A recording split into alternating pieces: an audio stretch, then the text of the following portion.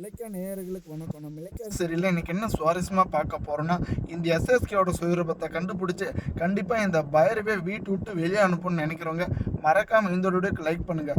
நம்ம இலக்கியாவும் கௌதமும் இந்த ஒரு இயரிங்கை முடிச்சுட்டு இப்போ தாங்க வீட்டுக்குள்ளே வந்திருக்காங்க. நம்ம ஜானகியம்மா என்னாச்சு ஏதாச்சுன்னு ரொம்பவே பதட்டத்தில் கேட்டுட்டு இருக்காங்க. ஆனால் இந்த பைரவிக்கு வந்துட்டு இவ்வளோ திமிரு இருக்கக்கூடாதுங்க. நான் தான் ஆரம்பத்திலே சொன்னேன்ல, எஸ்எஸ்கேவை பகச்சிக்காதுங்கன்னு. இப்போ பார்த்தீங்களா, நான் சொன்ன மாதிரி எஸ்எஸ்கேக்கு ஜாமீன் கிடைச்சாச்சு. அடுத்தபடியாக இந்த ஒரு வீட்டில் மொத்த அங்கீகாரமாக நான் தான் எடுத்துக்க போகிறேன். இதுக்கு மேலே என்னுடைய ஆட்டத்தை நீங்கள் எல்லாரும் பார்க்க போகிறீங்கன்னு அவ்வளோ ஆணவமாக பேசிட்டு இருக்காங்க. ஒரு பக்கம் ஆவேசப்பட்ட நம்ம ஜானகியம்மா இருந்துக்கிட்டு போதை நிறுத்து பைரவி அப்படின்ற மாதிரி பேசிட்டு இருக்காங்க. ஆனால் இந்த பைரவி வந்துட்டு எகத்தாளமாக நம்ம கௌதம் இலக்கவும் ரொம்பவே கேவலப்படுத்திட்டு இருக்காங்க. கோவத்தை பொறுக்க முடியாமல் பல்லார்னு 2 அறை அரைஞ்சது மட்டும் இல்லாமல் இந்த ஒரு வீட்டை விட்டு இழுத்துட்டு போய் வெளியே விட போகிறாங்க. அடுத்தபடியாக இப்போ பார்த்தீங்களா, நம்ம இலக்கிய வந்துட்டு அத்தை நீங்கள் எதுக்கு அவங்கள வந்துட்டு அடிச்சிங்க, அவங்க மேலே என்ன இருக்குது, எல்லாமே சேர்ந்து வந்துட்டு சதி திட்டத்தை பண்ணிட்டு இருக்காங்க.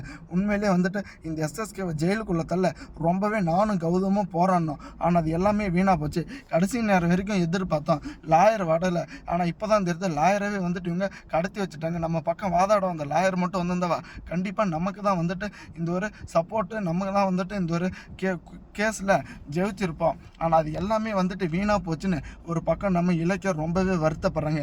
நீ எதுக்கும் பயப்படாத இலக்கியம், கண்டிப்பாக இந்த எஸ்எஸ்க்கு வந்துட்டு திரும்ப மாட்டாமல் போயிட்டு போகிறான். இதுக்கு மேலே வந்துட்டு இந்த பைரவை வீட்டை விட்டு அனுப்பிச்ச மாதிரி கண்டிப்பாக இந்த அஞ்சலியும் இந்த கார்த்திக் வந்துட்டு எப்படியாச்சும் இந்த ஒரு வீட்டை கூட்டு வந்து அவங்களுடைய மொத்த ஆணவத்தையும் வந்துட்டு அடக்கணும். நம்ம கார்த்திக் வந்துட்டு இப்போ வரைக்குமே இந்த எஸ்எஸ்கே நல்லவன் நினச்சிக்கிட்டு ரொம்பவே முட்டாள்தனமான காரியத்தை பண்ணிகிட்டு இருக்கான். அவனை ஃபஸ்ட்டு வந்துட்டு எல்லா உண்மையுமே அவனுக்கு தெரியப்படுத்தணும்னு ஒரு பக்கம் நம்ம ஜானகியம்மா கண்ணீர் துளி விட்டுட்டு இருக்காங்க. ஆனால் உண்மையிலே பார்த்தீங்களான்னு நம்ம பைரவிக்கு வந்துட்டு இவ்வளோ திமிரு இருக்கக்கூடாதுங்க. ஏன்னா ஒரு பக்கம் ஆணவத்தில் அழியிறது மட்டும் இல்லாமல் இப்போ நம்ம கௌதமே வந்துட்டு இலக்காரமாக பேசுகிறேங்க. கௌதம், இப்பயாச்சும் உனக்கு வந்துட்டு நான் ஒரு பாவம் மன்னிப்பை தரேன், ஒழுங்கு மரியாதையோட இந்த இலக்கியாவோட பேச்சை கேட்கறத விட்டுட்டு அவளை அறுத்து விட்டுட்டு என் பேச்சை கேளு அப்படின்ற மாதிரி சொல்லிட்டு இருக்காங்க. ஆனால் யாரோட பேச்சை கேட்கணும் கேட்கக்கூடாதுன்னு நம்ம கௌதமுக்கு கூட கொஞ்சம் கூட அறிவு இல்லாமல் போயிடுப்போது.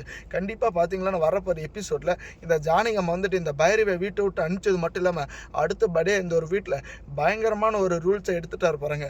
இல்லைக்கா, நீ வந்துட்டு எதுக்கும் கவலைப்படாத, என்னுடைய மொத்த சப்போர்ட் உனக்கு தான். இந்த எஸ்எஸ்கே வந்துட்டு திரும்ப எல்லார் மத்தியில் அவமானப்படணும். முக்கியமாக நம்ம கார்த்திக் வந்துட்டு நம்ம எல்லாருக்கிட்டையும் மன்னிப்பு கேட்கணும். அதுக்கு தகுந்த மாதிரி வந்துட்டு நீ ஒரு காரியத்தை பண்ணணும். ஏன்னா இந்த எஸ்எஸ்கே வந்துட்டு திரும்ப நம்ம வழியில் சிக்காமல் போயிட்டு போகிறோன்னு அவ்வளோ தன்னம்பிக்கை கொடுக்குறேங்க.